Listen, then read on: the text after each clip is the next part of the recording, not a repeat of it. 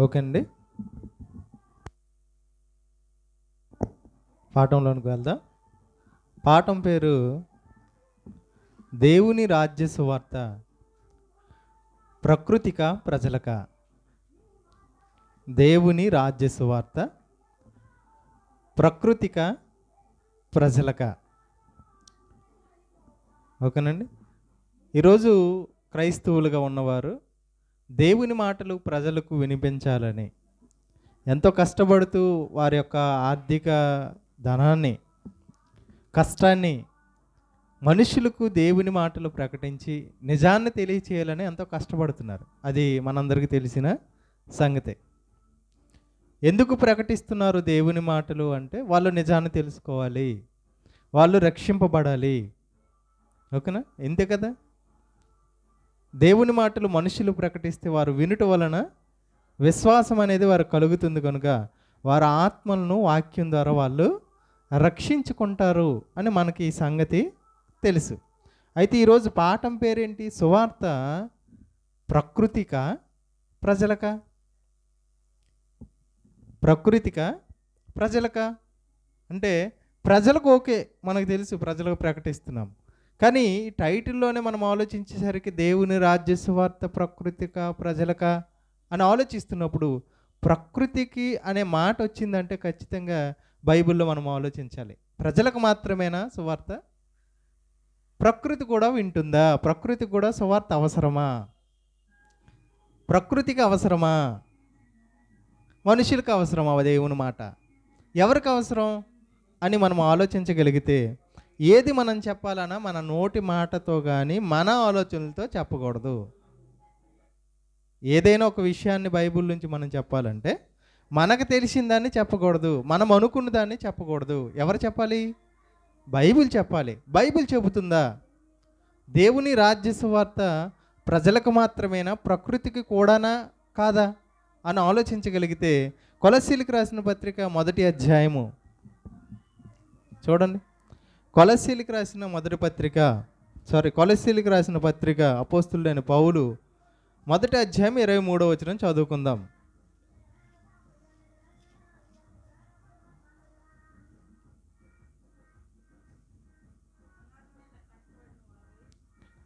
చదువుదాం. పునాది మీద కట్టబడిన వారై స్థిరముగా ఉండి మీరు విన్నట్టియు ఆకాశము క్రింద ఉన్న సమస్త సృష్టికి ప్రకటింపబడినట్టు ఈ సువార్త వలన సమస్త ఆకాశము క్రింద ఉన్న సమస్త సృష్టికి ప్రకటింపబడినట్టు ఈ సువార్త వలన సువార్త ఎవరికి ప్రకటింపబడుతుందని చెప్తున్నారు? చూడండి పైన మళ్ళీ చదువుదాం 23 నుంచి. పునాది మీద కట్టబడిన వారై స్థిరముగా ఉండి మీరు విన్నట్టు, మీరు అంటే ఎవరితో చెప్తున్నాడు? అపోస్తులైన పౌలు సంఘంతో చెప్తున్నారు. మీరు దేవుని మాటలు విని రక్షింపబడ్డారు. మీరు విన్నట్టు అంటే మనుష్యులకి సువార్త అని చెబుతూ, మనుషులు విన్నారు, నమ్మారు కొంతమంది అని చెబుతూ, మీరు విన్నట్టు ఆకాశము క్రింద ఉన్న సమస్త సృష్టికి అంటున్నాడు. ఆకాశం క్రింద ఉన్న సమస్త సృష్టి అంట. ఆకాశం కింద ఏమేమి ఉన్నాయి ఆలోచించామనుకోండి. ఆకాశం క్రింద మనం చూస్తున్న ఆకాశం క్రింద ఎన్ని ఉన్నాయో తెలుసండి? మనకు తెలిసిన భూమి మీద నివసించే మనకు తెలిసినవి ఏవి? భూమి మీద చెట్లు, అరణ్యాలు, అడవులు, పర్వతాలు, సముద్రాలు, సముద్రంలో సంచరించే జీవులు, ఇంకా పక్షులు, ఆకాశంలో ఎగిరే పక్షులు, భూమి మీద ప్రాకే పురుగులు, భూమి మీద నివసించే జంతువులు, పశువులు, అరణ్యంలో అడవిలో నివసించే జంతువులు, క్రూరమృగాలు, ఇవన్నీ ఏంటి? సృష్టి. ఇంకా భూమి మీద ఉన్న చెట్లు, కొండలు, ఇలా ఎన్నో ఉన్నాయా? వాటికి ఏమంటున్నాడు? సమస్త ఆకాశం క్రింద ఇంకేమున్నాయి? ఆకాశం క్రింద ఇంకేమున్నాయి? నక్షత్రాలు ఉన్నాయి, గ్రహాలు ఉన్నాయి, సూర్యుడు ఉన్నాడు, చంద్రుడు ఉన్నాడు, 8 గ్రహాలు, ఉపగ్రహాలు ఉన్నాయా? ఇంకా దానిపైకి వెళ్ళి ఆలోచించామనుకోండి, దానిపైన సౌర కుటుంబం ఉంది. ఇదంతటిని కలిపి సౌర కుటుంబం అంటారు. 8 గ్రహాలు, కొన్ని నక్షత్రాలు, ఒక భూమి, ఒక సూర్యుడు, ఒక చంద్రుడు, వీటన్నిటినీ కలిపి ఒక సౌర కుటుంబం అంటారు, ఒక ఫ్యామిలీ అంట. దీనిపైకి వెళ్ళామనుకోండి, ఇంకా ఆలోచించామనుకోండి, ఇలాంటి సముదాయాలు, ఇలాంటి వాటిని మండలాలుగా కూడా పిలుస్తారు. అంతరిక్షంలో ఉన్న వాటిని, నక్షత్రాల సముదాయాన్ని ఒక మండలంగా పిలుస్తారు. వాటిపైకి వెళ్ళామనుకోండి, వాటిపైన పాలపొంత అంటారు దాన్ని. అంటే ఆ నక్షత్రాల సముదాయాన్ని పాలపొంత. ఆ పాలపొంతలు కొన్ని కలిస్తే గెలాక్సీ అంటారు. ఆ గెలాక్సీకి ఇంకా దాటి వెళ్ళామనుకో, కొన్ని గెలాక్సీల సముదాయాన్ని ఏమంటారు తెలుసా? వెబ్ అంటారు. కాస్మోకిక్ వెబ్ అంటే అంతరిక్షం యొక్క వెబ్. ఓకేనా? ఇలాంటివి ఒకదాని తర్వాత ఒకటి ఎన్నో ఉన్నాయి. భూమి మీద ఎలాగైతే మండలాలు, విలేజ్లు, గ్రామాలు ఎలాగైతే ఉన్నాయో, జిల్లాలు ఎలాగైతే ఉన్నాయో, ఆకాశం పైకి వెళ్తున్న కొలది ఏముంటాయంట, నక్షత్రాల గుంపుని ఒక్కొక్క పేరు పెట్టి మండలాలుగా చెప్తున్నారు. సమస్త సృష్టికి అంట, ఆకాశం క్రిందనున్న సమస్త సృష్టికి ప్రకటింపబడినట్టు ఈ సువార్త వలన అన్నాడు. అంటే ఎవరికి ప్రకటింపబడుతుంది సువార్త? మనుష్యులకు మాత్రమే కాదు, సృష్టికి కూడా ప్రకటింపబడుతుంది. సృష్టికి ఎందుకు ప్రకటింపబడాలి? సృష్టికి ఎందుకు ప్రకటింపబడాలి? అది దానికి వినిపిస్తుందా? అది వింటుందా అన్నదే మన ఆలోచన. సృష్టికి ఎందుకు ప్రకటింపబడాలి? దేవుడు ఎందుకు ప్రకటించమని చెప్తున్నాడు అంటే, మనుషులు మాత్రమే కాదు, ప్రకృతికి కూడా సువార్త చెప్పాలి అంట, ప్రకటింపబడాలి అంట. అర్థమవుతుందా? ప్రకటించాలి. ఇంకా చూడండి, మార్కు సువార్త 16వ అధ్యాయం 15వ వచనం. మార్కు సువార్త 16వ అధ్యాయం 15వ వచనం. మీరు సర్వలోకమునకు వెళ్ళి, సర్వలోకం అంటే లోకం అంటే మట్టి కోదోయ్, లోకం అంటే మనుషులు, అంటే సర్వలోకంలో ఉన్న మనుషులకి చెప్పు, మీరు సర్వలోకమునకు వెళ్ళి, వాళ్ళకి మాత్రమే కాదు, సర్వ సృష్టికి సువార్తను ప్రకటించుడి. సర్వ సృష్టికి సువార్తను ప్రకటించండి అంటే మనుషులతో పాటు సృష్టికి ప్రకటించాలంట. మనుషులతో పాటు సృష్టికి ప్రకటించాలంట. ఇదేంటండి, ఇంతవరకు మనం మనుషులకు ప్రకటించడం గురించి తెలుసు మనకి, కానీ సృష్టికి కూడా సువార్త వెళ్తుందా, ప్రకటింపబడుతుందా, అది వింటుందా అన్న ఆలోచనలోకి మనం వెళ్తున్నాం. దేవుడు చెప్పాడు, సువార్త ప్రకటించండి సర్వ సృష్టికి అన్నాడు. అర్థమవుతుందా? ఇంకా చూడండి, కొరింథీయులకు రాసిన మొదటి పత్రిక 4వ అధ్యాయము. కొరింథీయులకు రాసిన మొదటి పత్రిక 4వ అధ్యాయము 9వ వచనం. కొరింథీయులకు రాసిన మొదటి పత్రిక 4వ అధ్యాయం 9వ వచనం.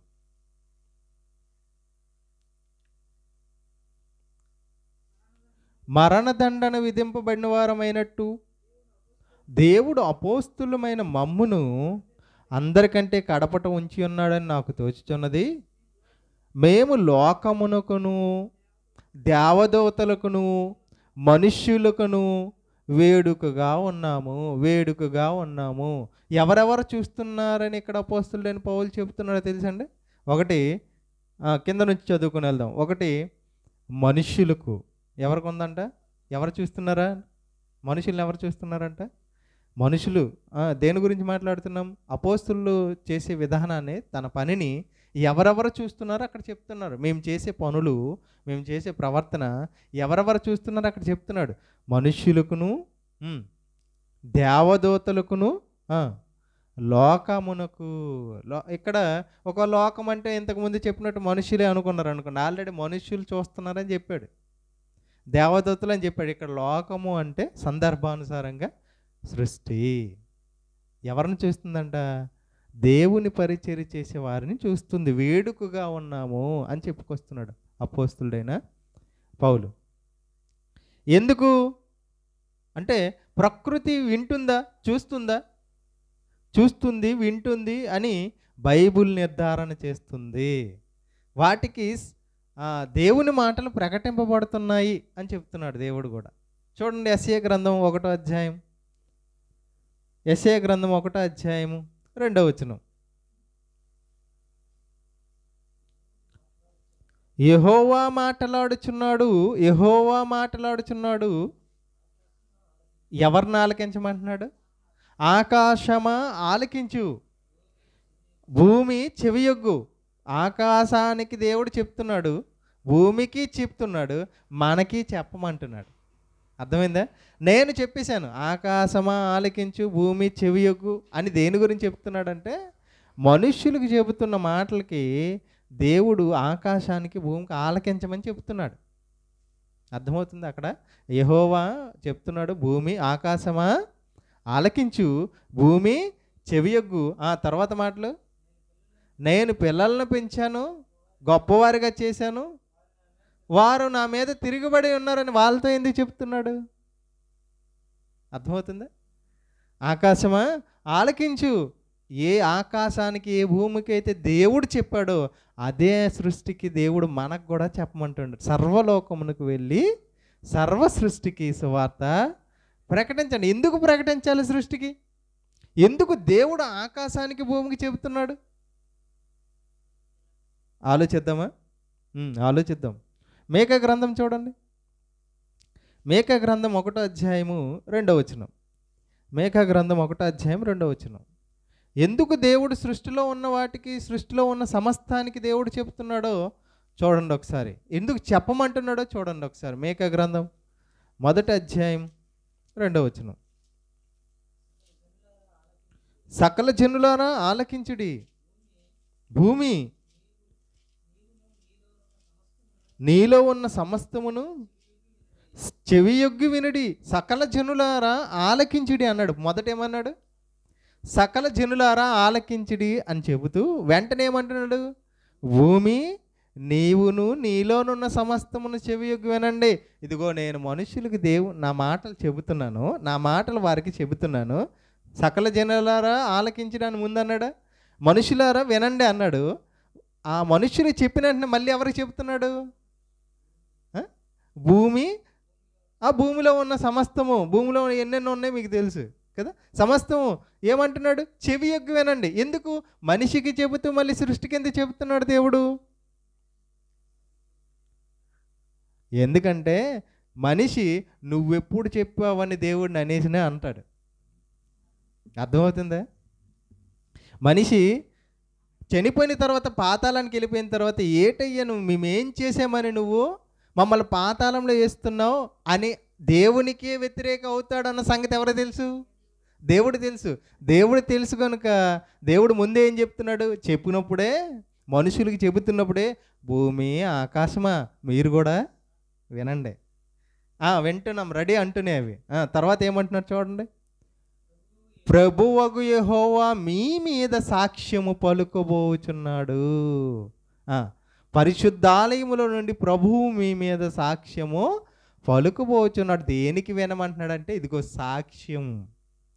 దేవుడు చెప్పిన మాటలు మనుషులకు చెబుతున్నప్పుడు ఆకాశాన్ని, భూమిని ఎందుకు వినమంటున్నాడంటే సాక్ష్యార్థం, సాక్ష్యం కోసం, సాక్ష్యం కోసం.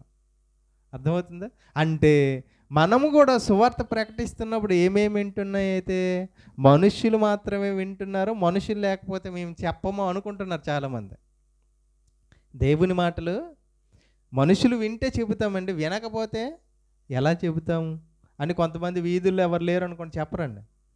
కానీ దేవుడు అంటున్నాడు, మీరు మనుషులకే కాదు నాయనా, ఎవరు చెప్పాలి అంటే ఇక్కడ చెప్పబడుతున్న మాటలు ఎవరెవరు వింటున్నారు? అయితే మనుషులతో పాటు సృష్టిలో ఉన్న ప్రతిదీ వింటుంది. చెట్టు వింటుందా? వింటుంది. గోడలు వింటున్నాయా?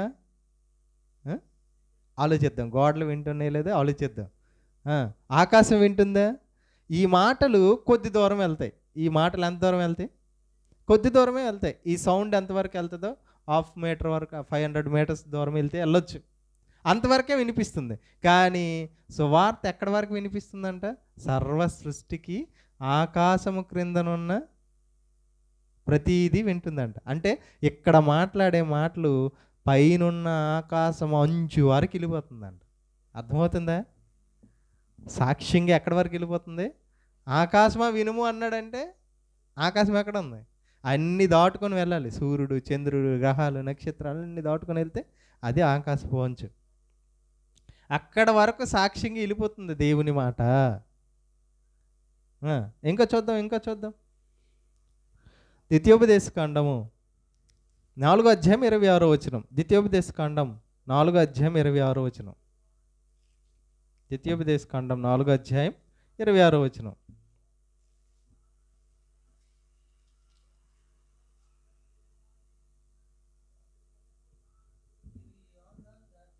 మీరు ఈ యోర్దాను దాటి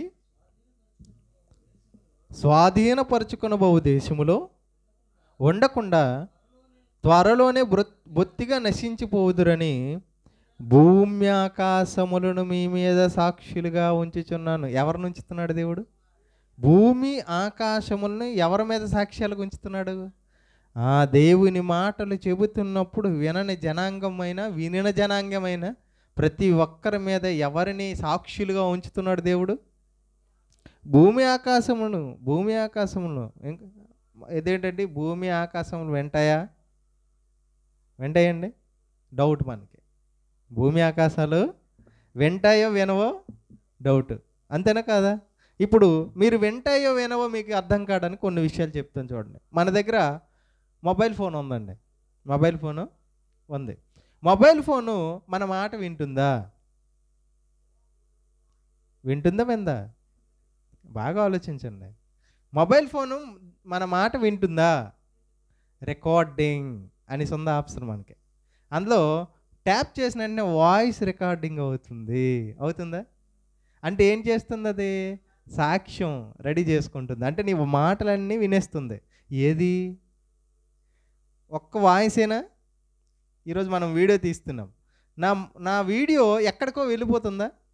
ఎక్కడో చూస్తున్నారు, యూట్యూబ్లో పెట్టడం వల్ల ఎక్కడికో వెళ్తుందా? అంటే ఏంటి? నన్ను రికార్డింగ్ చేసేస్తుంది. నా మాటను నన్ను రికార్డింగ్ చేసి ఎక్కడికో పంపించేస్తుంది. అవునా? అంటే అది ఎక్కడి నుంచి తయారు చేయబడింది ఈ మొబైల్ ఫోను? చెప్పాలి.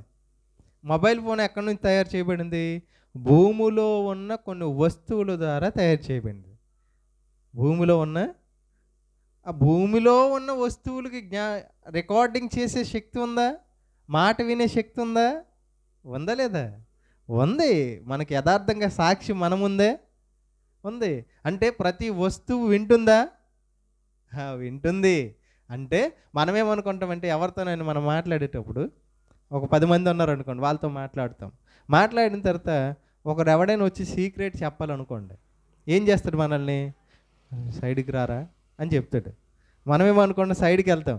మనము ఆడితోనే మాట్లాడుతున్నాం, సీక్రెట్ అనుకుంటున్నాం కదా. మరి సీక్రెట్ అని నువ్వు అనుకుంటున్నా, కానీ అది అంతా అందరికీ తెలిసిపోతుంది. ఎవరికి? సృష్టికి. నువ్వు వినవు, నీ పక్కనున్న మనుషులు వినరు, కానీ ఎవరు వినేస్తున్నారు? సృష్టి వినేస్తుంది. ఏమేమి వింటాయి చూద్దాం ఒకసారి. హబక్కూకు గ్రంథం 2వ అధ్యాయము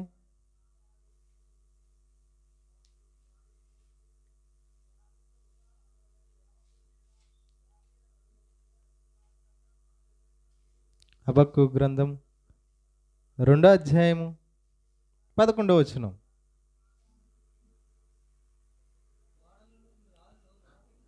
గోడలలోని రాళ్ళు మొరపెడుతున్నాయంట. గోడలలోని రాళ్ళు ఏం చేస్తున్నాయంట? మొరపెడుతున్నాయంట. ఈ మనిషి నిమిత్తం మొరపెడుతున్నాయంట. ఎవరికి? దేవునికి. గోడలోని రాళ్ళు ఎందుకు మొరపెడతాయి? గోడలో రాళ్ళలో జీవం ఉందా? అర్థమవుతుందా? గోడలలో ఉన్న రాళ్ళలో జీవం ఉందా? అవి మాట్లాడితే బైబిల్ చెప్తుంది. ఎందుకు? ఆయన సృజించినప్పుడు యోహాను సువార్త 6:63 ఒక మాట అంటాడు, ఆయన మాట ఆత్మయు జీవమునై ఉన్నవి. అంటే దేవుని మాటల వల్ల కలిగిన ప్రతీది, భూమి మీద ఉన్న ప్రతి దానిలో ఆత్మ జీవం ఉన్నాయి, అవి పనిచేస్తున్నాయి, అవి చెప్పిన వెంటనే చెబుతాయి. ఇప్పుడు ఈ రాళ్ళు ఏం చేస్తున్నాయంట? మొరపెడుతున్నాయంట. ఏమని మొరపెడితే? వీడిని ఎంతసేపు ఉంచాలి భూమి మీద? ఇంకా దేవుడా, ఈ చండాలుడు ఈ భూమి మీద నువ్వు పుట్టించే ఈ మనిషి, వీడు ఏ రోజు నీకు పనికి రాకుండా భూమి మీద బ్రతుకుతున్నాడు. ఎప్పుడు చూసినా ఇప్పుడు గోడలు మొరపెడతాయా? మనం సీక్రెట్గా ఎక్కడ ఉంటాం చెప్పండి? ఎవరికి కనిపించకుండా గోడల మధ్యనే. మనమేమనుకుంటాం, ఎవ్వరు చూడట్లేదు, నేను సీక్రెట్గా నా పని కానిచ్చేస్తాను నువ్వు అనుకుంటున్నావు, కానీ అవేట్ చేస్తున్నాయి. తండ్రి ఏంటిది దారుణం, ఈడేంటి ఎలా ప్రవర్తిస్తున్నాడు, ఈడు మనిషి ఆలోచన ఏంటి ఎలాగ ఉంది, ఏదేదో మాట్లాడుతున్న సీక్రెట్గా అవన్నీ నాకు వినబడుతున్నాయి. లేపేవా వీడిని తీసేవా, ఈ గోడలు నేను తట్టుకోలేకపోతున్నాను, బాధపడుతున్నాయి అంట. ఎవరు? గోడలో ఉన్న రాళ్ళు మొరపెడుతున్నాయి అంట. అప్పుడు పక్కన ఉన్న దోలాలు ఏం చేస్తున్నాయి చూడండి. దోలాలు అంటే పైరేకు, ఇంటికి పైకప్పు ఉంటుంది కదా, ఆ పైకప్పు ఏం చేస్తుందంట చూడండి. దూలములు వాటికి ప్రత్యుత్తరం ఇస్తున్నాయి. కొంచెంసేపు ఓపుగా తెచ్చుకొని ఆయన, కొద్ది రోజులే ఆడిని దేవుడు లేపేస్తాడు, ఇంకోడిని ఎవరో మంచోడిని దేవుడు పెడతాడు అని ఎవరెవరికి సమాధానం చెప్తున్నారంటే గోడలకి సమాధానం. ఓపిక పట్టు, కొద్ది రోజులే కదా, మనకి దేవుడు ఎప్పుడైతే స్వతంత్రం ఇస్తాడో అప్పుడు మనం ఫ్రీ అయిపోతాం, కొద్ది రోజులు వెయిట్ చేయి అని దూలాలు ఎవరికి సమాధానం చెప్తున్నాయి? రాళ్ళకి చెప్తున్నాయండి. అంటే మనుష్యుల మీద సాక్ష్యం చెప్పేది ఎవరు? సృష్టిలో ఉన్న ప్రతిదీ. యేసుక్రీస్తు జీవితంలో తాను వెళ్తున్నప్పుడు కొంతమంది పిల్లలు దేవుని గురించి అరుపులు అంటే మాట్లాడుతున్నప్పుడు కొంతమంది నిశ్శబ్దంగా ఉండండి అని వాళ్ళని అరుస్తారు పక్కన ఉన్నవారు. అప్పుడు యేసుక్రీస్తు ఒక మంచి మాట అంటాడు. ఒకసారి చూడండి, లోక సువార్త 19:40. లోక సువార్త 19:40. లోక సువార్త 19:40. ఆయన వారిని చూచి, మీరు ఊరకుండిని ఎడల ఈ రాళ్ళు కేకలు వీను. ఈ రాళ్ళు కేకలు వేస్తాయంట.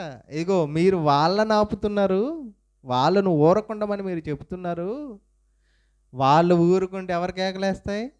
రాళ్ళు కేకలేస్తాయి. రాళ్ళు కేకలేస్తే ఎలా ఉంటుందో మీకు తెలుసా? డైనమైట్స్ పెట్టి బాంబులు పేలిస్తుంటారు. ఎప్పుడైనా మీరు చూసారా? రాళ్ళు పేలిస్తుంటారు చూసారా? ఆ శబ్దం ఎంత వస్తుందో తెలుసా? పగిలితేనే అంత శబ్దం వస్తే మాట్లాడితే మనం ఉండగలమా? అది మాట్లాడడం కాదంట, కేకలు వేస్తాయంట. ఒక శబ్దము, ఒక రాయి విరిగితేనే అంత శబ్దం వస్తుందంటే మరి అది అరిస్తే అర్థమవుతుందా? అంటే రాళ్ళు కేకలు వేస్తాయా? ఇంతకుముందు మనం ఏం చెప్పుకున్నాం? గోడలోని రాళ్ళు, అంతేనా? గోడలోని రాళ్ళు కేకలు వేయను అని మనం చదువుకున్నాం. అంటే ప్రకృతిలో ఉన్న ప్రతి దానికి దేవుడు సాక్ష్యంగా భూమి మీద మనుషుల కోసం పెట్టాడు. మనం ఎవరో చూడట్లేదని మనమేమనుకుంటాం? ఎవ్వరు చూడట్లేదని. ఎలాగైతే ఒక పిల్లి పాలు తాగేటప్పుడు కళ్ళు మూసుకొని తాగేద్దు, ఎవరు చూడట్లేదు అనుకుంటుంది అది. అలాగే మనం కూడా ఏం చేస్తున్నామంటే ఎవడు చూడట్లేదు, నేను ఎవరికి కనిపించలేదని నువ్వు అనుకుంటున్నావు, కానీ ప్రకృతిలో ఉన్న ప్రతిదీ చూస్తుంది. ముఖ్యంగా నువ్వు ఎక్కడ చేస్తున్నావు అక్కడ కూడా చూస్తున్నాయి అవన్నీ. నువ్వు అడవిలో చేస్తావా, అడవి చూస్తుంది నేను, చెట్టు చేమ అన్ని. అర్థమవుతుందా? సుభాష్ చంద్రబోసు మొక్కలలో జీవం ఉందని చెప్పాడు. మొక్కలలో జీవం ఉందని చెప్పేసరికి ఆయనకి వెంటనే నోబెల్ బహుమతి ఇచ్చాడు. గవర్నమెంట్ నోబెల్ బహుమతి ఇచ్చారు. మొక్కల్లో జీవం, మొక్కల్లోనే కాదు అన్నిటిలో జీవం ఉందని ఎవరు చెప్తున్నారు? బైబిల్ చెప్తుంది, దేవుడు చెప్తున్నా. మరి దేవుడికి ఎన్ని నువ్వు పురస్కారాలు ఇవ్వాలి? ఒక విషయం చెప్పినందుకే నోబెల్ బహుమతి ఇస్తావు. మరి దేవుడు ఏం చెప్తున్నాడు? అన్నిటిలో జీవం ఉందని ఆయన నేను సృష్టించిన ప్రతిదీ వింటుంది. ఆకాశం వింటుంది, భూమి వింటుంది. అర్థమవుతుంది? ఈరోజు మనం కూర్చున్నాం ఇక్కడ, ఆ భూమి కూడా ఆలోచిస్తుంది. ఈడు కూర్చున్నాడు వింటున్నాడా, వినట్లేదా? గచ్చు ఆలోచిస్తుందంట నీకోసం. ఎంత బరువు కూర్చున్నాడు ఈడు, పనికి మాలినాడు, వింటున్నాడా వినట్లేదు? ఈడు ఎందుకే వింటే పర్లేదు, ఓకే. వినకపోతే ఈడు బరువు మోయాల్సి వస్తుంది నాకు దేవుడా అని అడుగుతుంటుంది అనమాట. ఎవరు? భూమి, నేల. గోడకి కొంతమంది శారపడిపోయి పడుకుపోతారు. అలాగా కొన్ని చర్చీలు అంటే ఏం చేస్తారంటే స్తంభాల దగ్గరికి వెళ్ళి ఏం చేస్తారు? కునికేస్తుంటారు బట్టి. అప్పుడు అది అంటదంట, వచ్చాడ్రా ఈడు, వచ్చిన నుంచి మొదలు ఏం చేస్తున్నాడు ఈడు? దేవుని మాటలు అక్కడ వినబడుతుంటే మేము ఎంత చెవులు పెట్టి వింటున్నాం. ప్రకృతిగా మేము దేవుని కుమారులుగా మీరున్నారు, ప్రకృతి మేము వింటున్నాము. నీకేం పోయే కాలం రా వినడానికి అని అది అనుకుంటుంది. గోడకు నువ్వు చేరబడినట్టు లేదా పిల్లలు ఆ స్తంభానికి చేరబడిన స్తంభం అలా ఫీల్ అవుతుంది అనమాట. వినరా దేవుని మాటలు, వచ్చావు కదా వింటే పర్లేదు హ్యాపీ, వినకపోతే నీ బరువు అంతా నా మీద తోసేస్తాను, ఎందుకు దండుకు నువ్వు భూమి మీద. చూడండి, ఒక ఫలించని చెట్టు ఎలాగైతే మనం వండకూడదు అనుకుంటామో ప్రకృతి కూడా అలాగే వండుకుంటుంది మన కోసం. తెలుసా విషయం? తెలుసా? రోమాపత్రిక చూడండి, రోమిలికి రాసిన పత్రిక 8వ అధ్యాయం 19వ వచనం నుంచి చదువుదాం. సృష్టి అలాగ అనుకుంటుందో లేదు చూడండి, మళ్ళీ నేను అబద్ధం చెప్తున్నాను అనుకుంటారు మీరు. రోమిలికి రాసిన పత్రిక 8వ అధ్యాయము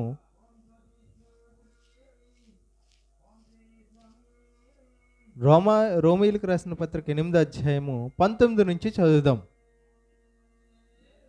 దేవుని కుమారులు ప్రత్యక్షత కొరకు సృష్టి మిగుల ఆశతో తేరు చూచుచున్నది. తేరు చూస్తుందంట. ఎవరు చూస్తున్నారంట? సృష్టి ఎవరి కోసం ఎదురు చూస్తుందంట? దేవుని కుమారులు ప్రత్యక్షత కొరకు. అంటే ఎప్పుడు వస్తారు నాయనా దేవా, నీ పిల్లలు మీరు ఎప్పుడు వస్తారు, 2వ రాకడ ఎప్పుడు జరుగుతుంది, మాకు దీని నుంచి దాస్యత్వం నుంచి మమ్మల్ని విడిపించు, ఈ పాపపు మనుషుల మధ్య మేము ఉండలేకపోతున్నామని ఎదురు చూస్తున్నాయని తేరు చూస్తుంది. ఎవరైనా వచ్చారనుకోండి, మన కోసం వస్తున్నారు అనుకోండి, ఇంపార్టెంట్ పర్సన్స్, మనకు ఒక ₹1,00,000 అప్పు ఇస్తారు అనుకోండి, వాళ్ళ కోసం ఎలా చూస్తాం మనం? అవసరం కోసం, ఎవరైనా మన అవసరం తీర్చే వాళ్ళు వస్తున్నారు అనుకోండి, ఎలా చూస్తాం మనం? ఈ మళ్ళీ ఇక్కడ నుంచి వెనక్కి వెళ్తే, ఒకళ్ళు పాస్కి వెళ్తే, లేకపోతే వేరే దగ్గరికి వెళ్తే అంతలోపు వీళ్ళు వెళ్ళిపోతారేమో కాచుకొని చూస్తావా? అలాగే సృష్టి చూస్తుందంట. చూడండి, దేవుని కుమారుల ప్రత్యక్షత కొరకు సృష్టి ముగిల ఆశతో తేరుచూచు కనిపెట్టుచున్నది. ఏలయనగా సృష్టి నాశనమునకు లోనైన దాస్యంలో నుండి విడిపింపబడి దేవుని పిల్లలు పొందబోవు మహిమ గల స్వాతంత్రం పొందుతుందని నిరీక్షణ గలదై స్వేచ్ఛగా కాక దాని లోపరచువాని మూలంగా వ్యర్థపరచబడిన సృష్టి యావత్తు ఇది వరకు ఏకగ్రీవముగా మూలుగుచు ప్రసవవేదన పడుచున్నదని ఎరుగుదుము. ఏం చేస్తుందంటే సృష్టి యావత్తు ప్రసవవేదన పడుతుందంట. ప్రసవ వేదన అంటే ఏంటి? బాధ తట్టుకోలేకపోతుంది. ఎందుకు? దేవుని మాటలు దేవుని కుమారులు వింటారని మేము చూస్తుంటే, దేవుని పనులు చేస్తారని దేవుడు వారికి ఆయుష్ ఇచ్చి వారి కోసం మమ్మల్ని పని చేయమంటే మేము పని చేస్తున్నాం, ఆ సారాన్ని మొత్తం తినేస్తున్నారు, కానీ ఏ రోజు దేవుని పని చేయట్లేదని సృష్టి భయం అంటే కోపం వచ్చేస్తుంది. దానికి కోపం వచ్చేస్తుంది, ఏం చేయలేకపోతుంది, మూలుగుతుందంట. అప్పుడప్పుడు కోపం వస్తే చూపిస్తుంది కూడా. తెలుసా మీకు? అవే భూకంపాలు, సునామీలు. ఒక 2 నిమిషాలు ఇలా కదిలింది అనుకో, 2 లక్షల మంది పటేలు చనిపోతారు. జస్ట్ తక్కువే ఇంతరవ కోపం చూపిస్తే మనుషులు కొన్ని లక్షల మంది చనిపోతారు. అదే పూర్తిగా దాని కోపాన్ని చూపిస్తే, అందుకోసం దేవుడు దానికి టైం ఇవ్వట్లేదు. సృష్టి యావత్తు ఇది వరకు చూడండి, కొంతమంది పెళ్ళైన తర్వాత తాగేసి వచ్చి కొడుతున్నాడు అనుకోండి భర్త, ఏటమ్మ నీకు కష్టాలు ఎప్పటి నుంచి అని అడిగావు అనుకో, నాయన పెళ్ళయిన నుంచి నాకు ఇదే బాధ. మరి ఎందుకమ్మా అంటే, మరి తప్పదు కదా, నిన్ను కర్మ, నేను చేసుకునేది ఏటి చేస్తాను తెలియక చేసుకున్నా అని సర్దిపెట్టు కొంత. చూడండి, అలాగే ప్రకృతి కూడా భూమి పుట్టింది మొదలుకొని ప్రకృతిలో ఉన్న ప్రతిదీ ఏం చేస్తుంది? ఏంటి మనుషులు అని బాధపడుతుందంట, మూలుగుతుందంట. ప్రసవ వేదన పడుచున్నదని ఎరుగుదుము. ఇవన్నీ దేవుని మాటలు ప్రకటిస్తున్న వాటిని వింటుంది. నీ స్వతహాగా నువ్వు మాట్లాడుతున్న ప్రతి మాట వింటుంది. నువ్వు చేసే ప్రతి పని సాక్ష్యముగా దేవుని ఎదుట నిలబెట్టడానికి సిద్ధంగా ఉంది. అందుకోసం దానికి ప్రసవ వేదన. నీ విషయాలన్నీ దాన్ని తెలిసిపోతున్నాయి. ప్రపంచంలో మనుషుల విషయాలన్నీ ఎవరు తెలిసిపోతున్నాయి? తెలిసిపోవడమే కాదు, వాటిని ఏం చేస్తున్నాయి? అవి రికార్డింగ్ చేస్తున్నాయి. ఉదాహరణ మీకు అర్థమవడానికి, ఎవడో ఒక తప్పు చేశాడు అనుకోండి, అది మనం రికార్డింగ్ చేసామనుకోండి, వాడికి ఎంత భయం వేస్తుంది ఒకసారి చెప్పండి. ఒకడు దొంగతనం చేశాడు, అది మనం రికార్డింగ్ చేసాము, ఇప్పుడు ఆ విషయం వాడికి తెలిసిందనుకో, నా పరిస్థితి ఏంటి, నేను దొంగతనం చేసాను, నేను దొరికిపోయాను భయం, ఎంత భయం ఉంటుంది. ప్లీజ్ రే అది డిలీట్ చేసారా, ఎవరికి చూపించొద్దురా అని బతిమాలతాడా? ఎంత భయం ఉంటుంది. మరి దేవుడు ప్రకృతిలో ఉన్న సృష్టిని మొత్తం రికార్డింగ్ చేపిస్తున్నప్పుడు మనిషికి ఎంత భయం ఉండాలి. ప్రతిదీ దేవుడు సృష్టిలో ఉన్న ప్రతిదీ, మన యొక్క మాట, మన యొక్క తీరు, ప్రవర్తన అన్నీ రికార్డింగ్ చేస్తున్నప్పుడు మన బ్రతుకు ఎలా ఉండాలి, ఇవన్నీ సాక్ష్యంగా ఉంటాయని తెలిసిన తర్వాత, ఈ సృష్టి అంతా మనుషులను పరిశీలిస్తుందని, రికార్డింగ్ చేస్తుందని మనకు తెలిసిన తర్వాత మనం ఎంత జాగ్రత్తగా ఉండాలి. మనుషులకు కనబడకుండా ఏదో చేసేద్దామని మనం అనుకుంటుంటే చుట్టూ ఉన్నవన్నీ చూస్తున్నాయన్న సంగతే మనకు అర్థం అవ్వాలి. మనం చేసే సువార్త కూడా ఎవరు వింటారు? ఆ రోజు వచ్చారు నాయన నీ దగ్గరికి, నీ మాటలు ప్రకటించారు, కావాలంటే రికార్డింగ్ చూడు అని చూపిస్తాయి దేవుని ఎదుట సాక్ష్యాలు. నువ్వు నాకు వాక్యం చెప్పలేదు అని అనేవచ్చు ఎవరైనా. అనేస్తే నీ ముందున్న చెట్టు చెబుతుంది, ఆ రోజు చెప్పాడు, విన్నాడు, వదిలేశాడు. రోడ్డు చెబుతుంది, రాయి చెబుతుంది, గాలి చెబుతుంది, నీరు చెబుతుంది. ఇవన్నీ చెబుతాయి, సాక్ష్యాలు చెబుతాయి. చూడండి, యేసుక్రీస్తు తాను సముద్రం మీద వెళ్తున్నప్పుడు ఆయన సముద్రాన్ని, గాలిని గద్దిస్తాడు. ఆ సందర్భాన్ని ఒకసారి చూద్దాం. మత్తయి సువార్త 28వ అధ్యాయము, మత్తయి సువార్త 8వ అధ్యాయము 26, 27 వచనాలు చూద్దాం. మత్తయి సువార్త 8వ అధ్యాయము 26, 27 వచనాలు చదువుదాం.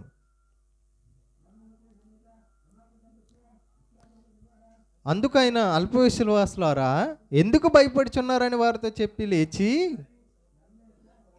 గాలిని సముద్రమును గద్దెంపగా మిక్కిలి నిమ్మలమైన ఆ మనుషులు ఆశ్చర్యపడి, ఈయన ఎట్టివాడో, ఈయనకు గాలియు సముద్రమును లోబడుచున్నవని చెప్పుకున్నారు. ఎవరు వింటున్నారు? దేవుని మాటలు ఎవరు వింటున్నారు?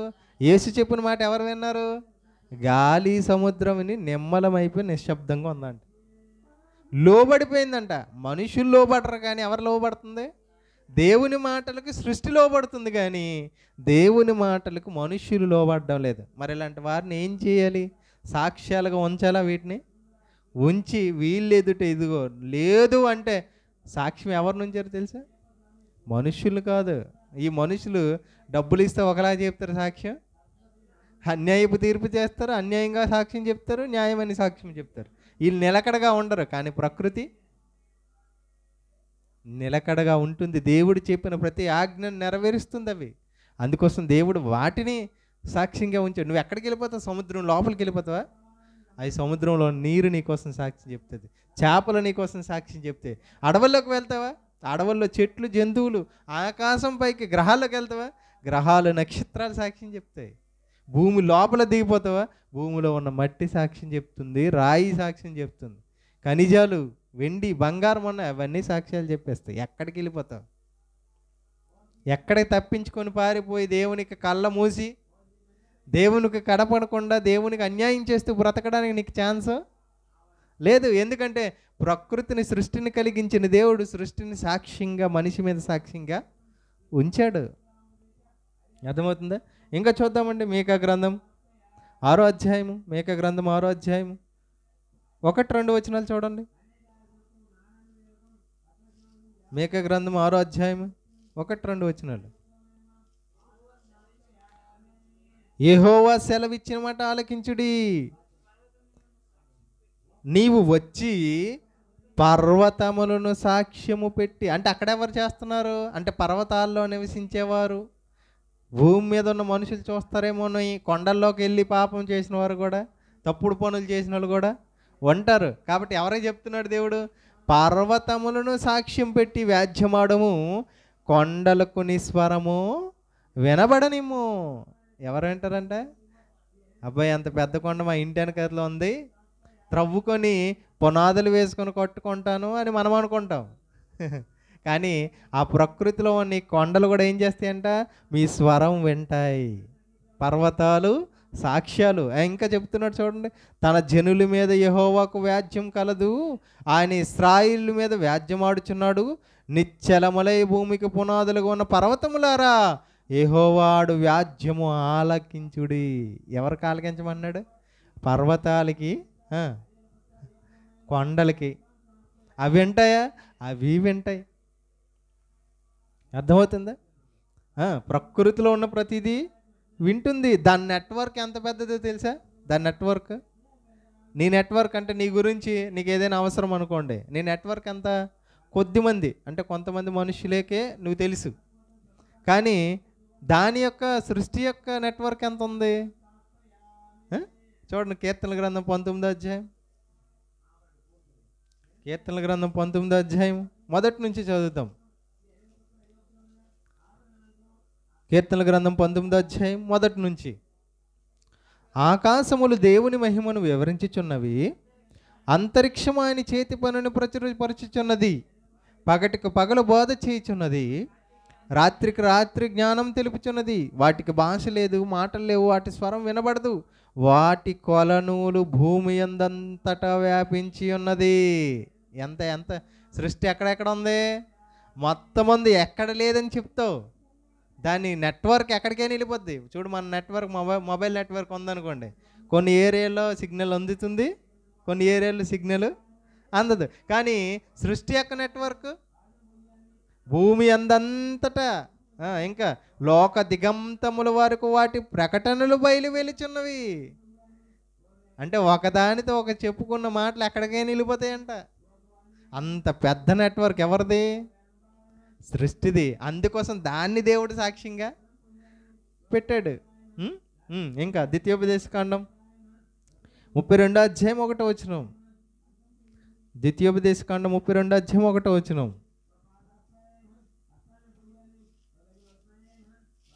ద్వితీయోపదేశకాండం 32వ అధ్యాయం 1వ వచనం. ఆకాశ మండలమా చెవియొగ్గుము, నేను మాట్లాడుదును. భూమండలమా నా నోటి మాట వినుము. ఆకాశ మండలంలో ఉన్న ప్రతి దానికి చెబుతున్నాడు, భూమి మీద మండలాలుగా ఉన్న ప్రతి దానికి చెబుతున్నాడు. ఏమని? ఆకాశమా విను, భూమి చెవియొగ్గు. నేను భూమి మీద ఉన్న మనుషులకి ఎన్నో చేస్తున్నాను, అవన్నీ మీరు చూస్తున్నారు, మీరే సాక్ష్యంగా ఉండాలి. ఇంకా అదే ద్వితీయోపదేశకాండం 30వ అధ్యాయం 19వ వచనం. ద్వితీయోపదేశకాండం 30వ అధ్యాయం 19వ వచనం. నేడు జీవమును మరణమును ఆశీర్వాదమును శాపమును నేను నీ ఎదుట ఉంచి, మనుషుల ఎదుట ఉంచి, ఏమేమి ఉంచాడంట? జీవము మరణము. అంటే నిత్య జీవం వెళ్ళాలన్నా, నిత్య నరకానికి వెళ్ళాలన్నా, దేవుని చేత ఆశీర్వదింపబడాలన్నా, రక్షణ పొందాలన్నా, దేవుని విడిచిపెట్టి పాతాళానికి వెళ్ళి శపించబడాలన్నా శాపమును నేను నీ ఎదుట ఉంచి, మనుషుల ఎదుట ఉంచి భూమి ఆకాశములను మీ మీద సాక్షులుగా పిలుచుచున్నాను. ఎవరిని పిలుస్తున్నాడంటే? భూమి ఆకాశం. ఇగో మీ ఎదుట పరలోకంకి వెళ్ళే దారి ఉంది, పాతాళానికి వెళ్ళే దారి కూడా ఉంది. నీతిగా బ్రతికే అవకాశం ఉంది, అనీతిమంతులుగా బ్రతికే అవకాశము ఉంది. నువ్వు ఏది కావాలో నిర్ణయించుకునే అవకాశం నీకు ఇస్తున్నాను. అయితే మీ మీద సాక్షులుగా ఎవరిని ఉంచుతున్నాను? భూమి ఆకాశము సాక్షులుగా పిలుచున్నాను. ఇగో వీళ్ళు ఎదుట ఉంచానో లేదో మీరు చూడండి. చూసారా? క్యాప్చర్ చేసుకోండి, వీడియో రికార్డింగ్ అయిపోయింది, సాక్ష్యం. అంటే భూమి మీద నువ్వు నీతిగా బ్రతికితే దాన్ని రికార్డింగ్ చేస్తుంది. భూమి మీద అన్యాయంగా బ్రతికావా, దాన్ని రికార్డింగ్ చేస్తుంది. సాక్ష్యం చెప్పేది ఎవరు? సాక్షులుగా పిలిచాడంటే మరి సాక్ష్యం ఎవరు చెప్పాలి? భూమి ఆకాశాలే చెప్పాలి. అందుకోసం దేవుడు చెప్తున్నాడు, సువార్త సర్వ సృష్టికి సువార్త ప్రకటించుడని మార్కు సువార్తలో చెప్పాడు. కొలస్సీ పత్రికలోకి వచ్చేసరికి ఏమన్నాడు? ఒకసారి చూడండి, మళ్ళీ ఒకసారి చదువుదాం. కొలస్సీలకు రాసిన పత్రిక 1వ అధ్యాయం 23వ వచనం. మొదటి మాట మొట్టమొదటి మనం చదువుకున్నాం కదా. కొలస్సీలకు రాసిన పత్రిక 1వ అధ్యాయం 23వ వచనం. పునాది మీద కట్టబడిన వారే స్థిరముగా ఉండి మీరు విన్నట్టు ఆకాశము క్రింద ఉన్న సమస్త సృష్టికి ప్రకటింపబడినట్టు. ప్రకటింపబడిందా? పడాలా? అంటే ప్రకటింపబడిపోయింది. అంటే సర్వ సృష్టికి సువార్త, ప్రకృతికి సువార్త అందింది. అవి విన్నాయి. ఓకే దేవా, మీరు చెప్పినట్లుగా మేము చేస్తాం అని అవి ఓకే అంటున్నాయి. మరి విన్నవారు ఎవరు? మనుషులు. అర్థమవుతుందా? అవన్నీ వింటున్నాయి. విన్నాయంటే అవి ఖచ్చితంగా ఏం చేస్తాయి? దేవుని మాటల్ని జ్ఞాపకం ఉంచుకుంటే దేవుడు చెప్పిన మాటల ప్రకారం అవి చేస్తాయి. కానీ దేవుని మాటలు చేయని వారు ఎవరు?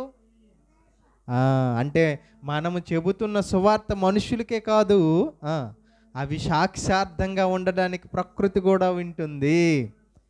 ఈరోజు మనం ఈ ఊర్లో సువార్తలు చేస్తున్నాం, తెరబొమ్మలేసి వీధిలో వెళ్ళి చెబుతున్నామా? అది ఎవరు రికార్డింగ్ చేస్తున్నారు? ప్రకృతి రికార్డింగ్ చేస్తుంది. సృష్టి. ఇగో ఆ రోజు నువ్వు వెళ్ళావు, చెప్పావు, వినలేదు. మనం బతిమాలాల్సిన అవసరం, అయ్యా నమ్ముకోవా యేసు ప్రభుని అని అడుక్కున్నోడు చేసినట్టుగా అవసరం లేదు. నమ్మావా రక్షణ పొందుతావు, నమ్మలేదా శిక్ష. దీనికి ప్రూఫ్ ఏంటి? ఆధారాలు ఏంటి? ఎవరున్నారు? ఎవిడెన్స్ సృష్టి ఉంది. మనం చెబుతున్నాం. వినకపోతే ఎవరి తప్పు? రక్షింపబడకపోతే ఎవరి తప్పు? వాళ్ళదే తప్పు. మనం ప్రకటన ప్రేమ మనకు ఉంది కనుక మనం ఏం చేయాలి? దేవుని మాటలు చెప్పాలా, చెప్పేయాలంతే. వచ్చిన వాడు రక్షింపబడతాడు, రానివాడు శిక్షకి వెళ్ళిపోవలసిందే. మనం ప్రేమ కనికరం చూపిస్తున్నాం కాబట్టి దగ్గరికి వెళ్ళి బతిమాలి మరీ చెప్తున్నాం. కానీ ఇక్కడ ప్రకృతి ఏం చేస్తుంది? ప్రకృతి రెడీగా ఉన్నదే, ఎప్పుడు ప్రత్యక్షత జరుగుతుందా అని. చూడండి, ప్రకృతిలో ఎన్ని దేవుడు పెట్టాడండి మనుషుల కోసం కదా. చెట్లు, సముద్రాలు, చేపలు, జంతువులు, పక్షులు, ఆహార పదార్థాలు, కూరగాయలు, చికెను, మటను, పువ్వులు, రంగురంగుల ఆకారాలతో కలిగిన ప్రకృతిని దేవుడు మనిషి కాళ్ళ కింద పెట్టి అది అనుభవిస్తూ నా గురించి తెలుసుకొని ఆయన చెబుతున్నా, మనుషులు మాత్రం దేవుని మాటని లెక్క చేయకపోతున్నారు. కనుకనే దేవుడు మళ్ళీ అదే ప్రకృతిని మనుషుల మీద సాక్ష్యంగా ఉంచాడు. దేవుని మనసులో ఉన్న మాటలు మనిషికి అర్థం కావట్లేదు. ఈరోజు కూడా ఎవడు చూడట్లేదులే అనుకొని బ్రతుకుతున్న మనిషికి చూస్తుంది ప్రకృతి అని చెబుతున్నాడు దేవుని గ్రంథం ద్వారా. నాయన, మనుషులు చూడకపోవచ్చు, నువ్వు వారి కంటికి కనిపించకుండా ఎన్నెన్ని చేయొచ్చు, కానీ ఎవరు చూస్తున్నారు? ప్రకృతి చూస్తుంది. దాని నుంచి నువ్వు ఎక్కడ తప్పించుకుంటావు? అర్థమవుతుందండి? బైబిల్లో యేసుక్రీస్తు ఒక ఉపమానం చెప్తూ, ఒక అంజూరపు చెట్టు ఉందంట. అది 3 సంవత్సరాల నుంచి దానికి ఎరువు వేసి అన్నీ చేస్తున్నా అది కాపు కాయట్లేదంట. అప్పుడు ఏమంటున్నాడు దేవుడు? దాని నుంచి యజమానుడు వచ్చి ఏమంటున్నాడు? దాన్ని తీసే. నేల ఎందుకు సారము కోల్పోవాలది? భూమి సారాన్ని తినేస్తుంది. అవునా కాదు? చెట్టు ఉన్నదనుకో, భూమి సారాన్ని తింటుందా? భూమి సారాన్ని తింటున్న చెట్టునే తీసేయమంటున్నాడు. ఎందుకు? వేరొక చెట్టు వేస్తే దాని సారం వల్ల ఫలాలు ఇస్తుంది కదా. మరి చెట్టు అంటే సారం ఇవ్వను మనం పెంచుకున్న ఒక కోడి గుడ్డు పెట్టలేదు అనుకోండి, కోడి పిల్లలు కనట్లేదు అనుకోండి, ఒక మేక పిల్లలు కనట్లేదు అనుకోండి, ఆవు పాలు ఇవ్వట్లేదు అనుకోండి, అది దానికి మనము అన్ని ఆహార పదార్థాలు పెడుతున్నా అది తిని దాని సారాన్ని మనకి ఇవ్వట్లేదు అనుకోండి, మనం ఏం చేస్తాం?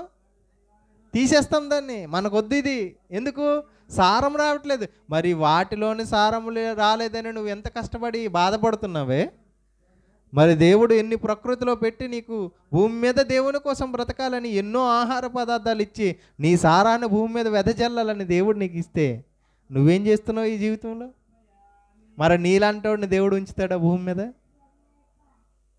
అయినా దేవుడు దీర్ఘశాంతాన్ని చూపిస్తున్నాడు. ఎంత ప్రేమ గలవాడండి దేవుడు కదా. ఎంత ప్రేమ అయింది. ప్రకృతిలో ఉన్న ప్రతి దాన్ని చూపిస్తూ పాఠం చెబుతున్నాడా? చూడ, ప్రకృతి మన కోసం ఎదురు చూస్తుందని చెప్తున్నాడు.